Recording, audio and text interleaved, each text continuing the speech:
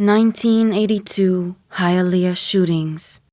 Despite his dishonorable discharge from the Navy in 1954, Carl Robert Brown walked around with an air of authority. Those who knew Carl described him as militaristic.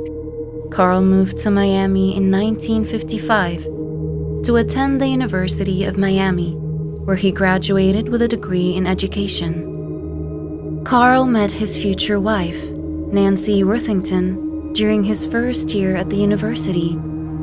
The couple had 2 daughters together, Anita and Susan. Before becoming a teacher, Carl briefly sold real estate and filled vending machines part-time. He began teaching at Hialeah Junior High in 1962. Since Carl's teaching income was not enough to support his family, he sought other opportunities to make money. In his spare time, Carl began remodeling dilapidated houses in the low-income section of the city. Following the renovations, Carl would sell the houses at a profit. Among the features of his family's Hialeah home was an in-ground pool and fence yard Carl built himself. Carl enjoyed giving lectures to anyone willing to listen. His daughters and their friends were subjected to long talks about the dangers of sex and drugs. Nancy and Carl's marriage ended soon after it began. With Anita and Susan, she moved to Colorado. When he and his wife divorced, Carl earned his master's degree and became a junior high school counselor. He was transferred back to Hialeah after his time as a counselor didn't work out. After his second marriage to Sylvia in 1972, their son Robert Andrew was born. 3 years later, Carl and Sylvia divorced because they had different life goals. Sylvia would admit later she left because Carl was crazy. The 1970s brought about a change in Carl. His anti-communist and patriotic views became more vocal. Carl's co-workers would leave the teacher's lounge when he walked in. Their ears couldn't take any more of his rants. Carl started writing letters and calling the Miami Sun Beach Reporter editor in 1979, bragging about superpowers and the apocalypse. He used to refer to himself as the Christian King, predicting that a flood would wipe out the city of Las Vegas. Despite his daughter Susan's efforts, Carl refused mental help. She called several mental health agencies in Florida, but they told Susan Carl had to commit himself voluntarily.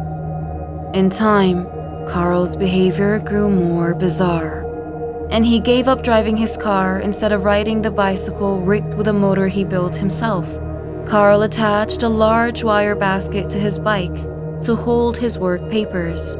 His co-workers noticed something was wrong as Carl chugged into the school parking lot every morning on his homemade motorized bicycle. Carl transferred to Drew Middle School in 1981. There, his mental health worsened. Several teachers observed him talking to himself in the hallways. He couldn't control any of his classes. Children sat at their desks and wandered out of the room without Carl noticing. Some of his lessons drifted into tangents about race and homosexuality. He was a blatant racist. After Carl's transfer, he was evaluated to determine if he was fit to teach. It was determined he wasn't, and Carl was suspended in February 1982. After becoming unemployed, Carl became withdrawn, drinking beer from brown paper bags at home for days. He collected rocks in coffee cans and threw them at his neighbors' doors. During the summer of 1982, Carl's son Andrew visited. Carl would lecture the little boy, share his racist beliefs, and tell him things like, "One of these days, I'm going to get a shotgun and shoot all these people." While Andrew was visiting, he took him to the Garcia Gun Center to purchase shotguns and rifles. That same day, Carl made another stop at Bob Moore's Welding and Machine Service to dispute a bill. He was unhappy with the work done on the lawnmower motor he used for his bicycle and wanted his $20 returned.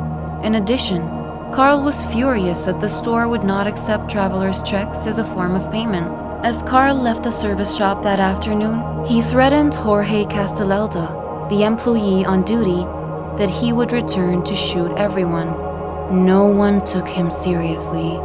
The morning Andrew watched Carl ride away on his makeshift bicycle with a shotgun slung over his shoulder. Before he rode off on his bike, Carl asked his 10-year-old son if he wanted to help him kill people. He told Andrew his final stop was Hialeah Junior High. On August 20, 1982, Carl arrived at Bob Moore's welding and machine service just before 11 a.m. Carl walked in through the side door and started shooting. He shot everyone inside the store at close range. 3 employees escaped the carnage and made it to safety.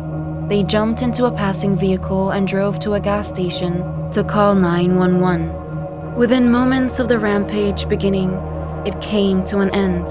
Carl got back on his bicycle, slung a shotgun over his shoulder, put a Panama hat on top of his head, and pedaled carelessly towards the junior high school. Several wounded and dead bodies were lying amidst the blood and destruction in the service shop. Among the victims were Nelson Barrios, 46, Lonnie Jeffries, 53, Carl Lee, 47, Ernestine Moore, 67, Magnum Moore, 78, Martha Steelman, 29, Juan Tres Palacios, 38, and Pedro Vasquez, 44. Bob Moore's welding and machine service secretary, Martha Steelman, loved her job. As a child, Martha moved from Cuba to America. She left behind a husband and 2 young children. The shop's welder, Nelson Barrios, was from Cuba. According to Nelson's wife, he was capable of doing anything asked of him.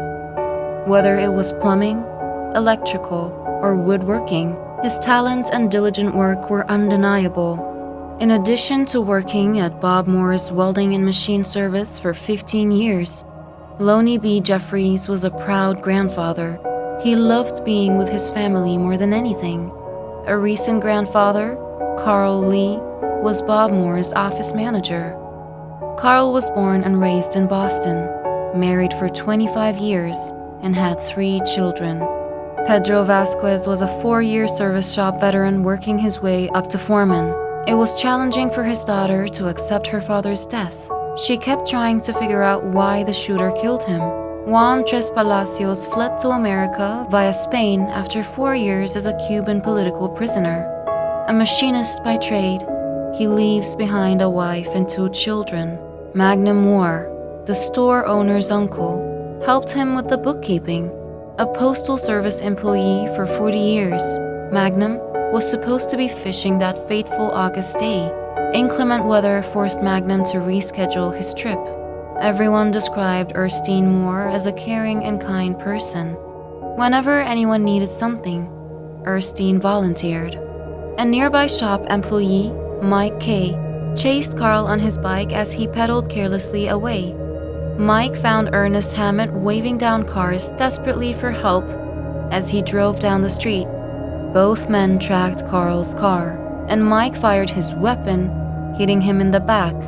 When Carl turned around to shoot his pursuers, Mike Cram ran over him. He still had 20 bullets in his pocket.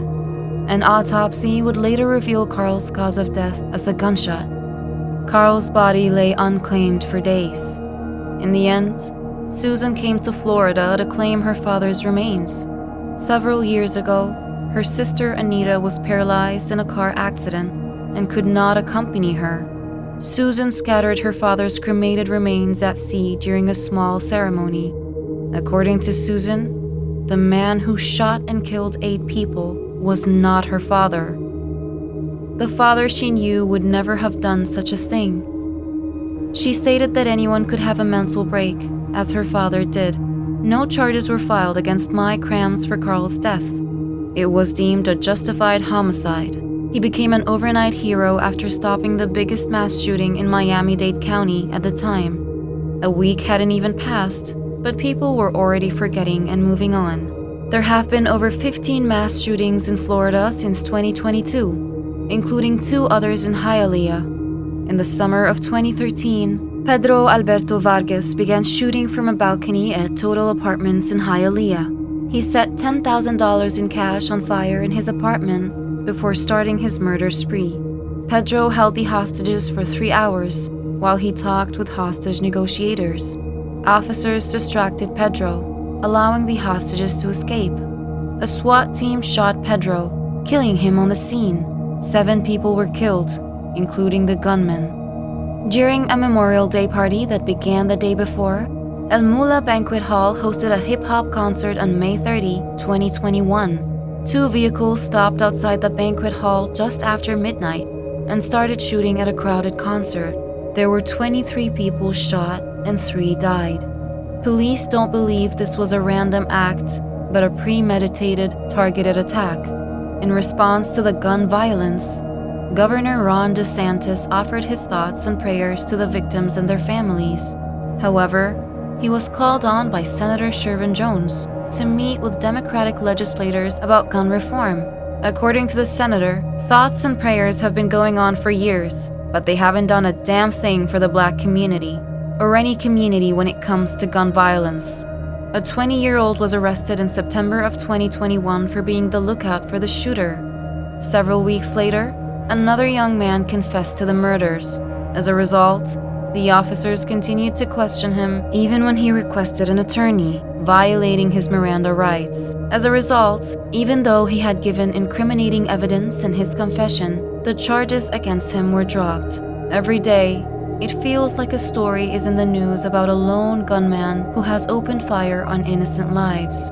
In 2017, Las Vegas was the site of the deadliest mass shooting in modern U.S. history. A man opened fire on an outdoor country music concert, leaving over 60 people dead and many injured. So there you have it. Do you think Carl Robert Brown had a mental break?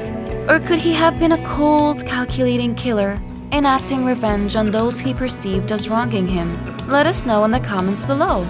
If you found this video fascinating, make sure to like and subscribe to our channel for more awesome stories. Thanks for watching, and see you soon in the next video.